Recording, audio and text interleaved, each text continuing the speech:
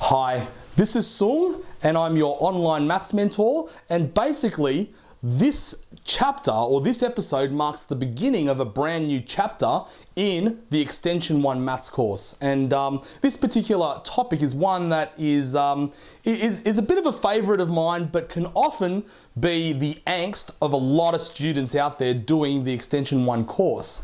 Of course, I'm talking about permutations and combinations, and basically permutations and combinations is really, let me tell you what it's really all about. It's about the principles of counting, right? And now you might be thinking, yeah, well listen, I'm doing Extension 1 maths, I'm actually quite good at maths, which means I know how to count already, yeah?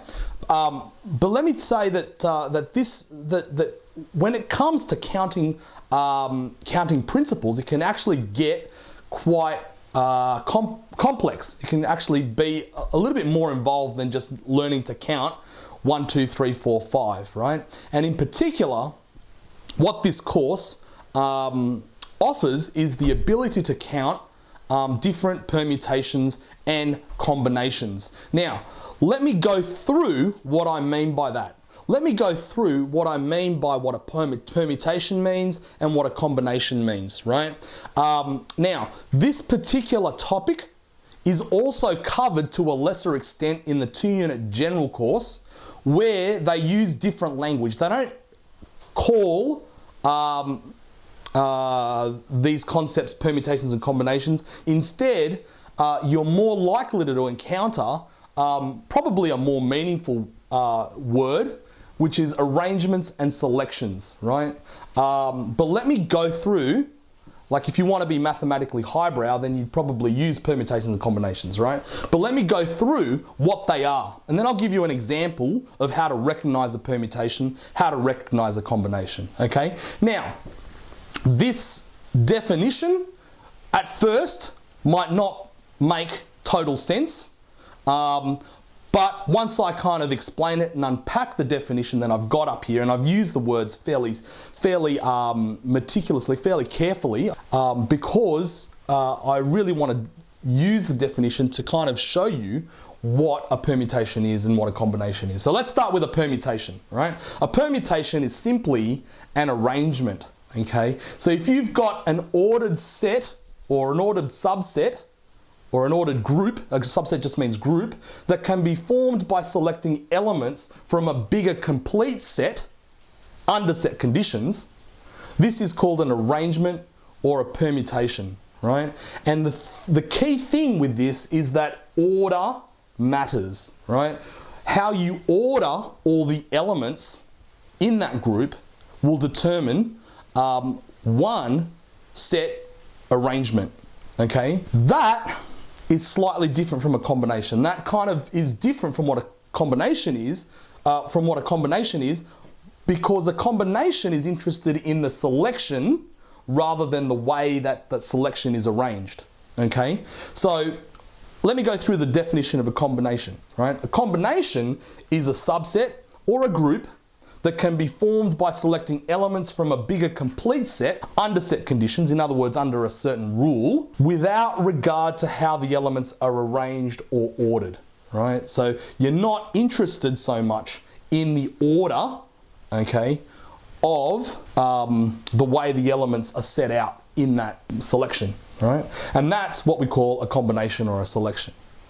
Now, with those definitions, some of you might have gotten it and go, oh yeah, that actually makes sense. For others of you, you're probably kind of going, oh, that kind of makes sense. I think I know what you're getting at, but it would be good to have an example, all right? So let's move over to this side of the board where I do give you an example of what both a selection is and what an arrangement is, what a permutation is and what a combination is. So here we've got the letters A to G. We could go from A to Z, but we're gonna go from A to G. All right, so just to make things simpler. So you got 1, 2, 3, 4, 5, 6, 7 terms in your set, right? So this is one complete set. It's the whole set, and it's got 7 terms or elements, right? So each of these is called an element, right?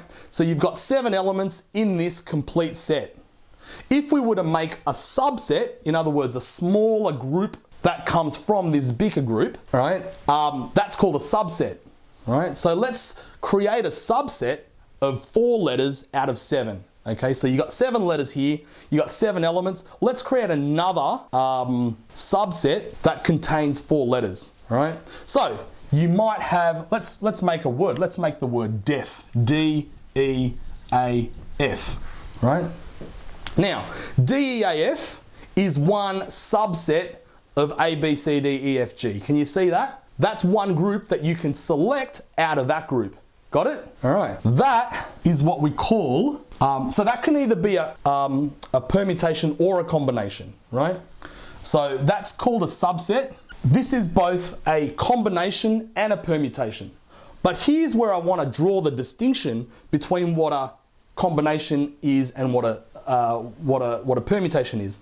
D-E-A-F is 4 letters out of 7. Now, if we were to rearrange this, right, let's put it in alphabetical order. If we put this in alphabetical order, it all of a sudden becomes A.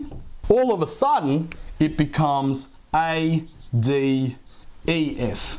Does that make sense? Can you see that this is the same combination as this? They're the same combination, and I use the word combination. They're the same selection because with a selection, the order doesn't matter, okay? Because the order doesn't matter, D-E-A-F and A-D-E-F are actually the same combination, okay? But can you also see that they are different permutations, all right? They're different permutations because the order in which the letters are arranged are different, okay? So even though they're the same combination, they are different permutations. So they're the same selection, but they are different arrangements. Can you see that? Can you see how that is the case? Yeah. Hopefully you can. So, what is this particular topic concerned with? Well, it's concerned with working out and being able to count, right? Because we are talking about the principles of counting here. We're talking about all the different ways that we can create permutations and combinations from a whole set, okay? From a whole set, okay? So really, that is an introduction to what this course is all about. As we go through it, we're going to add little layers of complexity. All right, it's going to start out fairly simple and fairly standard, right? Because we're going to lay the foundations for how to use the counting principles that we're going to be talking about, and then we're going to look at variations of that, which is where it gets both interesting and frustrating. Okay, so I look forward to sharing that with you. I'll see you on the next episode. Thank you very much for watching.